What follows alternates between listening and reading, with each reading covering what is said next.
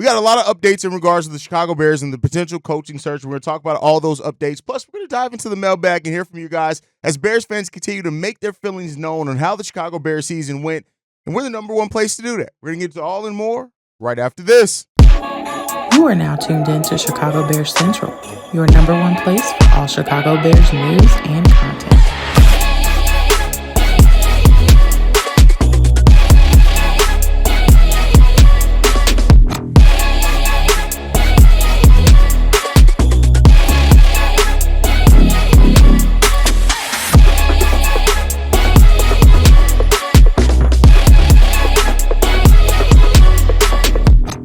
What's going on, Bears fans? Welcome to another episode of Chicago Bears Central, your number one spot for everything Chicago Bears related. I'm the host, Haize, but more importantly, you guys can follow the channel at Chi Bears Central on every social media platform we happen to be on. With that said, let's go and get into the content for today. So we got a couple of updates in regards to the Bears' potential shortlist on coaching. We also have some updates on some people that or some kind of thoughts around the Chicago Bears when it comes to some coaches. When it comes down to it, we're going to start off with Mike Vrabel and some of his concerns reportedly that could be there in regards to him potentially coming over to the Chicago Bears. And it said this. This comes from Jonathan Jones of CBS Sports that reported that the Bears do want to interview Mike Vrabel, but Vrabel right now, he's a consultant for the Browns, but there's some concern around the alignment between the general manager and that he wants to be paired with a veteran general manager. And so the alignment is going to be a question, right? And I think now where coaches may be looking at it and saying, like, not even, with Mike Vrabel, he says veteran GM, which is fine. We understand that. But I think overall, like, the doubt around what could happen with Ryan Poles in the future could be concerning for some coaches. And it's something that we need to talk about. We've talked a lot about the alignment between the coach and the GM. But what about the GM to the coach? Meaning that if a new coach comes into a job, and then you got to worry that in the next year or two, your GM's going to be fired, which then that new GM could come in and want a different coach there to kind of align things. There's, of course, that thing. And that's something Bobby talked about before in regards to the alignment between the GM, the coach, and the quarterback, and the fact that the Bears have never had that, and we're not going to have that now. The Bears aren't moving on from Caleb Williams anytime soon. So your hope is that whoever you bring in as coach has a plan and is excited to coach Caleb Williams. I don't think you should hire anybody that's not excited to do that. But then, of course, with now, how much more time does Ryan Poles have? That's the question here, right? And while Kevin Warren has stated that this is Ryan Poles' job, this is what he's doing, he's going to lead, he's going to be the point man on the head coaching search. Of course, with the dysfunction of the Chicago Bears, that's always going to be there. And that's something that we do need to think about in the case like this, right? Is that the dysfunction around the Bears organization, there are going to be some prospective coaches that look at this and say, do I really want to deal with this shit? Do I really want to deal with the dysfunction that keeps being there? And then you have a whole nother layer in there of the McCaskies, right? And what the level that they're going to be involved in that in. And so, we'll see what happens there. But it comes down to, like, Caleb Williams is going to be the quarterback here. I know that's despite some Bears fans that still want to bring up Justin. It's done. He's gone. Caleb is the quarterback. Now it comes forth that the Bears have to make a decision on what they're going to do going forward to make this the best situation when it comes down to it. And so when you look at it as well, the Bears have $82 million in cap space. And, so the Bears have some flexibility to really make some significant moves with their roster. They have all the draft picks that they have. So there's the flexibility there. Now, the question is that the dysfunction around the Bears organization with Ryan Poles, is that going to be something that's a roadblock there? Diana Rossini of The Athletic threw in this, is that agents and potential coaching candidates are doing their homework on the Bears organization, and there's some concern about if it's a stable situation. That's not what you want to hear from your franchise. You don't want to hear that anybody that, like, in agents too, that people are looking at and saying, hey, listen, I know that we want this head coaching opportunity, that you've earned this, but do we really want that with the Bears organization? That sucks. But it's something that is fair. As a Bears fan, I can't look at it and say I don't understand it. I absolutely understand why people would look at this Bears situation and question and wonder if this is something they want to deal with and put their time and energy into, because the Bears have been dysfunctional, right? And while we got some talent here on this roster, and I'm going to keep saying that because there are some people now that try to paint it like the Bears have no talent. We do have talent. I'm not saying that they aren't playing in a way that you're questioning some of these motherfuckers, because they actually are. You got health concerns. You got alignment issues. You got everything from top to bottom. But the fact that Mike Vrabel is on the Bears shortlist, which we'll get into the rest of that shortlist soon, and that, reportedly there's some questions there from him. Hey, there's that got to, and we've already heard last week as far as that Ben Johnson, in any interview he takes, he wants to hear what the organization, them admit that their place and what went wrong with the organization and how they plan to fix it outside of just hiring a new head coach. Coaches are going to take ownership over what jobs they take. And this isn't the situation where it's like, oh, we're going to offer you this head coaching job. We're going to throw some money at you, which we do got an update on. If the Bears are going to cheap out on this coaching search, we're going to talk about that as well a little bit. Are they just going to take that and take the opportunity? No, they want to make sure that they're going to go opportunity that helps their legacy, that helps their goals, right? And that's something that you want. Now, as well as Bill Belichick, we got some word in on that one as well. This one is Bill Belichick made headlines currently there are 3 jobs vacant, and that the Jets, Saints, and Bears, none have reached out to Bill Belichick. That came from Sunday Night Football in America, and said that Belichick is very surprised that he is yet to hear from NFL teams about coaching in 2025. So it seems like the Bears aren't reaching out. I know that's going to trigger some, but it seems like he's already going over to Carolina anyway. It seems like that may be the case. But, I know the people are going to hear that. Remember the Jim Harbaugh thing, especially the thing that came out last week, is that Harbaugh wanted to talk to the Bears, which is, was new information. Listen, there's more than enough doubt around this Bears franchise right now. From top to bottom, can they get this coaching search right? And there's already people who, justifiably so, doubt what Ryan Poles and how he's going to evaluate and bring in the next guy. And, one thing that I will say to this for anybody who, Ryan Poles did make the decision to hire Matt Eberflus. He didn't restart the process, though, and interview a bunch of candidates. Eberflus was interviewed before Ryan Poles came on. Poles did make the decision to hire Matt Eberflus after meeting with him. But this would be the first time that Ryan Poles gets an opportunity to have that process from start to finish. Now, that may concern more people, and I can understand you if it does, right? But, let's hope that, and with Kevin Warren still over there overseeing in the background, that they can make the right decision here. Now, we got some details on who the Bears are looking at and the limits that they have there. So it came out yesterday that there are 4 coaches that the Bears have on their short list. This came from Dan McNeil. So he's a podcaster and he's a radio host there. And he said this, that the Bears right now, their short list is Ben Johnson from Detroit. We all know that. We've talked about him extensively. Buffalo Bills offensive coordinator Joe Brady. The Minnesota Vikings defensive coordinator Brian Flores, who I believe, if I'm not mistaken, is another person that Bobby brought up when we talked about coaches at one point, and Mike Vrabel, who we just talked about. And so when you add into this as well from Brad Biggs, who also chipped in that the Bears have already started talking to people behind the scenes and laying the groundwork for future discussions with candidates they want to be part of the process. So it's the Bears are putting out fillers. They probably try to gauge what the interest in from some people that they're interested in. But I like that short list by the Chicago Bears. I didn't necessarily have Joe Brady on an initial list that I thought of people that the Bears could look to interview or to have on their short list. But it's clear that the Bears are still opening up. You look at those guys; they're all very, very varying different guys as far as defensive focus, offensive focus. So it doesn't seem like the Bears are exclusively looking at per se, offensive-minded head coaches, which I know is what a lot of Bears fans do want. And you look at what Joe Brady, for example, is bringing. I'm focused on him because we kind of talked about the other guys ad nauseum before, right? He started off his coaching career as a linebackers coach at William & Mary in 2013. He then was an offensive assistant with the New Orleans Saints in 2017 and 18. He then was the passing game coordinator and wide receivers coach at LSU in 2019. He was the offensive coordinator for the Panthers from 2020 to 2021. He was the Buffalo Bills quarterbacks coach 2022 to 2023. He was the interim head offensive coordinator in 2023, and he's been the offensive coordinator officially since 2024 till now.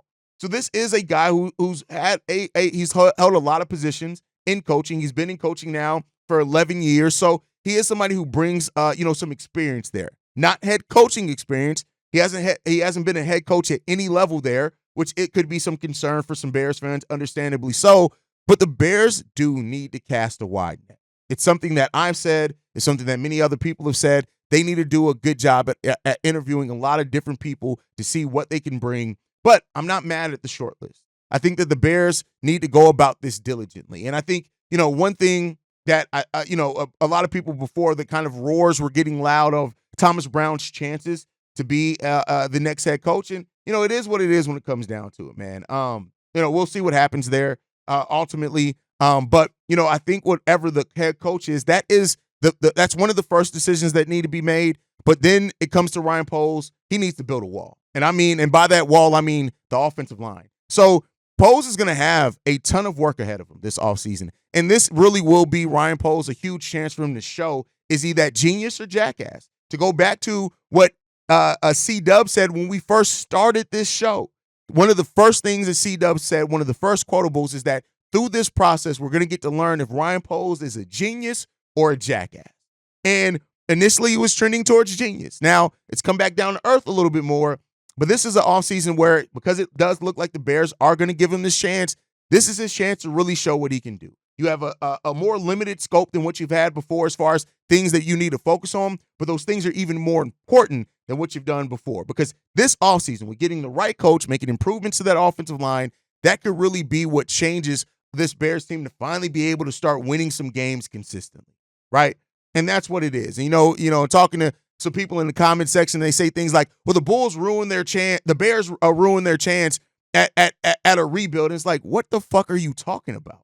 Like, you didn't ruin your chance at a rebuild. Like, you're still in the midst of a rebuild. Now, one of the thought process that we had that we were coming into the season is maybe we went from a rebuilding team to a team that was still building, but a team that is going to start trying to fight for a playoff spot. And that got proven not true. It didn't happen. The Bears are still far off from really being that team truly fighting for a playoff spot. But, and I don't care what people have it on the list is the Bears are still in the hunt.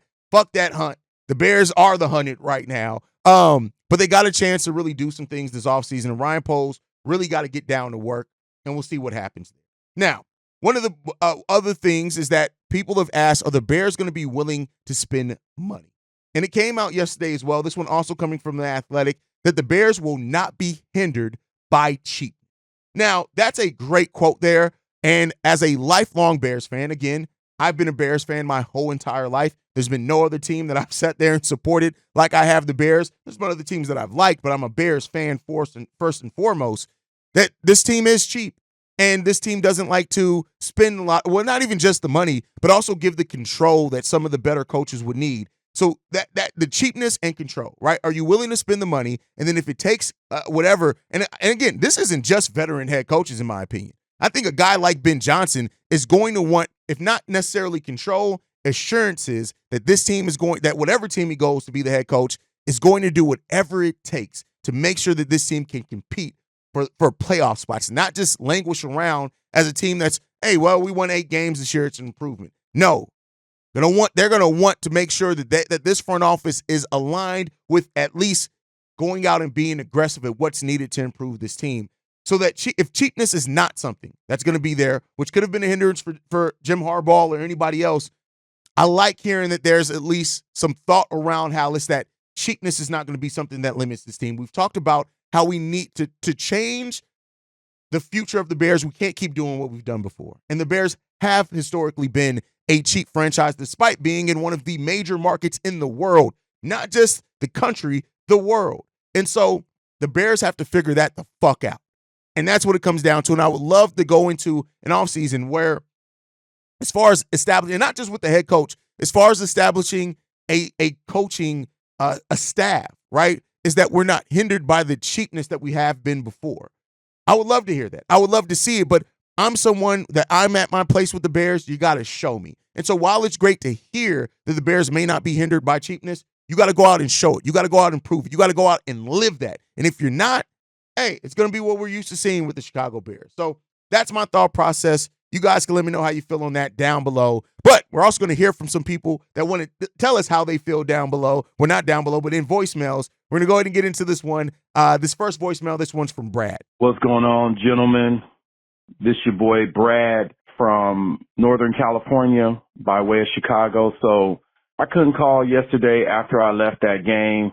And mind you, I know I left a voicemail saying I wasn't going to go to the game, but I got a free ticket gifted to me and I win. So here's my assessment, and just to let y'all know, it was a bunch of angry, dejected, and just lost hope Bears fans wandering around the stadium. And rightfully so. We appeared on Hard Knocks. They sold us a bag of beans, and ain't nothing at the end of that beanstalk but misery.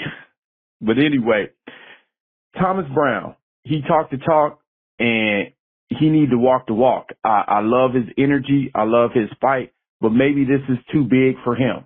And that's no slight on perhaps the rest of his career, but maybe this moment in these circumstances and what he was handed to him is too big for him. But hey, we shall see.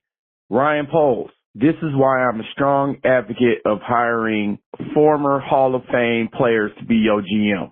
John Lynch from the 49ers, a great evaluator of talent, along with his staff.